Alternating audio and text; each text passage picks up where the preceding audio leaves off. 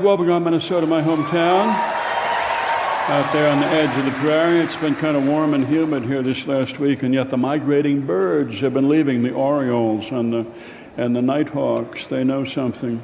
And the insects have been very active. The crickets and the mosquitoes and the grasshoppers all making a great racket. The maples are starting to turn, and the aspen as well, and the sumac is turning red in the ditches. Lyle Jansky took his science class out on a field trip this week, and they collected some frogs and some snakes. They're going to do amphibians and reptiles next week. This last week they did the solar system. He kind of goes from macro to micro very, very swiftly, just trying to keep their interest. So he taught them that same sentence that we learned way back when. My very educated mother just served us 9 pizzas for the order of the planets: Mercury, Venus, Earth, Mars, Jupiter, Saturn, Uranus, Neptune, and Pluto. He still includes Pluto in there. There was a boy in the back of the room who raised his hand, and he said, how big is Uranus? It's always a boy in the back who asks that question. Are we able to see Uranus? Is there life on Uranus? There are new rules about teachers hitting children, and teachers who go way back, like Lyle, they have to stuff their hands in their pockets and just smile. And then Lyle said, well, he said, Uranus is enormous, and if you want us to see if there is life on it, well, just, come on up here and we'll have a look. These rules also forbid humiliation by sarcasm and marginalizing. But he only has a year left before he retires, he thinks. So he can take a few chances. Lyle, he's thinking that maybe in June he'd just like to go around the back of the room and do some slapping, just go berserk.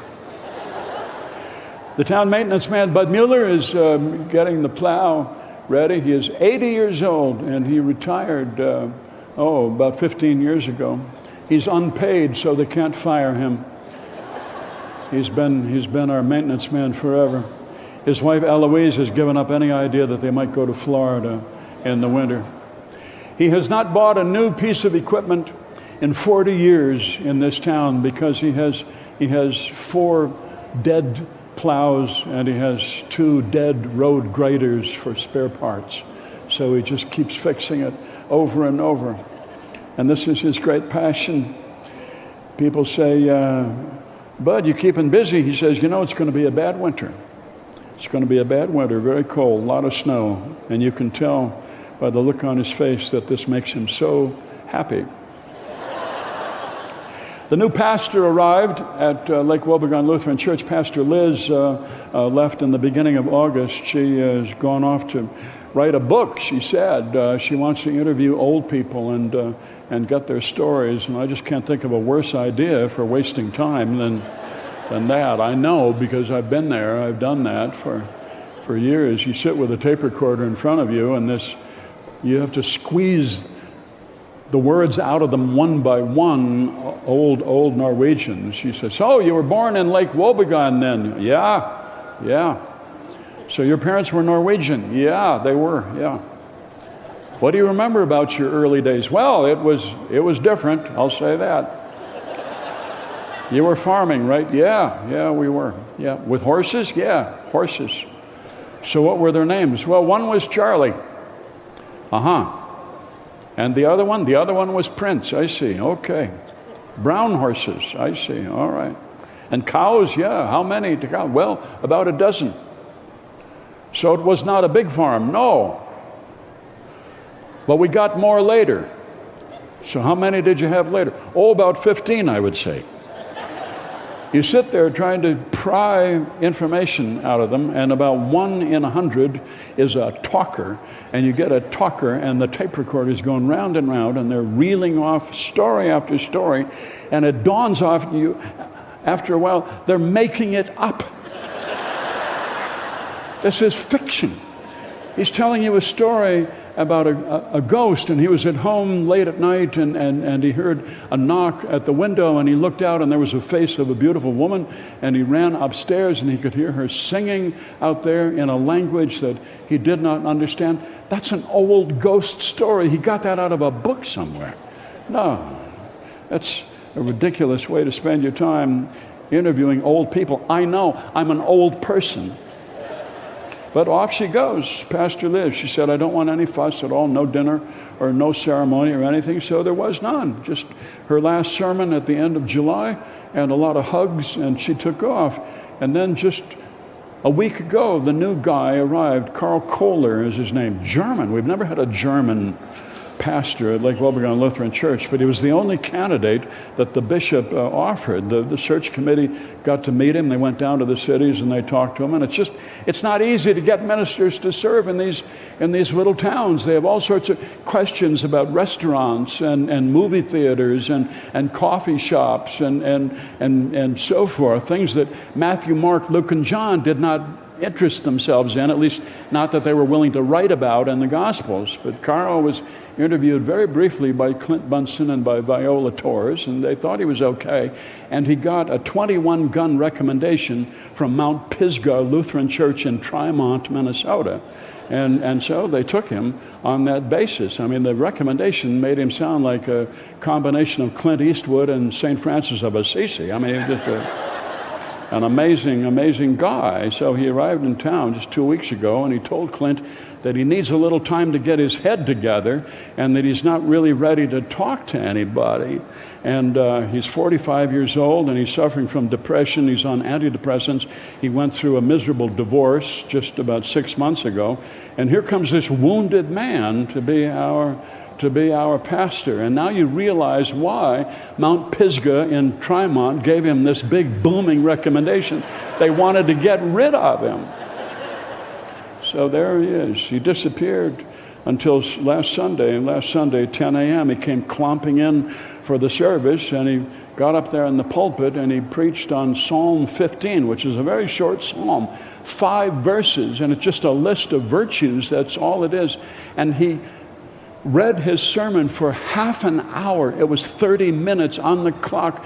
He read it in this sort of a flat, low, expressionless voice, not looking up, not smiling at all. And then he just disappeared afterward. He didn't come out and shake hands. Such a mistake this poor search committee made. Clint Bunsen went online and he looked at the proceedings of the divorce case, and he found that his wife had divorced him on grounds of silence.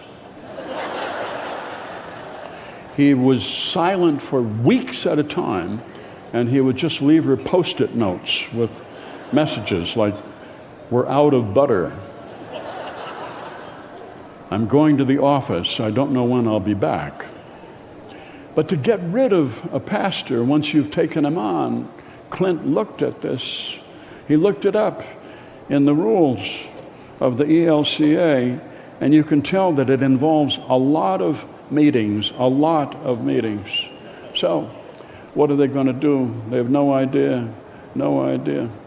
It's Rally Sunday, next Sunday. It's the beginning of the Sunday school year, and already Carl has asked for the week off. He's been there 1 week. Now he needs to take a week off, go down to Minneapolis and see his therapist. Woo. The Lake Wobegon Leonards lost their first football game to St. Margaret's. They lost it 19-13, and Joe Krebsbach was injured. He was their star halfback. He was trying to block the point after, and he came rushing in, and he caught the kick right in his stomach. It appeared to be in his stomach, and it knocked the wind out of him, and he lay there on the field. He tried to get up when he saw that his mother was coming onto the field. The referee tried to stop her. She said, "I am his mother." And she knelt there by his side, and she held his hand. They brought a gurney. She walked alongside the gurney, and they took him off back to the locker room. When the team came to the locker room after the game, she was there still. She said, "Boys," she said, Joe is taking a shower. He needs some privacy right now. This has never happened before in the history of this school, a mother offering her son privacy while he takes a shower. This is something entirely new. School is different now than it used to be. I'm talking like an old person now, I realize that. I mean, the town is quiet with all the kids in school, and that's always been the case, but so much is different. You have to ring a buzzer now to go in the school. You used to just walk in, and you can't do that anymore. A lot of kids, instead of taking the bus, their parents drive them to school now to give them an extra half hour, 45 minutes of sleep. And there are so many more advanced courses, college prep, whatever you want to call them, accelerated courses, enriched courses. Back in the day, we all used to be in the same pool together. All of the bright kids were there, and then all the rest of us who were slow. And so we got a taste of reality when we were 13 or 14. And I realized that I was not going to be a doctor. And I was not going to be a lawyer. I was not going to work in any job in which my mistakes might cost a life. I would be going into radio, where it's brilliance that costs lives. You see, it's not mistakes, it's brilliance that costs lives. You say something just so wildly funny that some guy out on Highway 12 is just banging his head against the steering wheel. And he runs into a bridge abutment and he dies. Or some old-timer at the Good Shepherd home hears a joke and he starts to choke on a stalk of asparagus. And he dies. I've been doing this for 41 years, people, and I have never told a joke that took a life.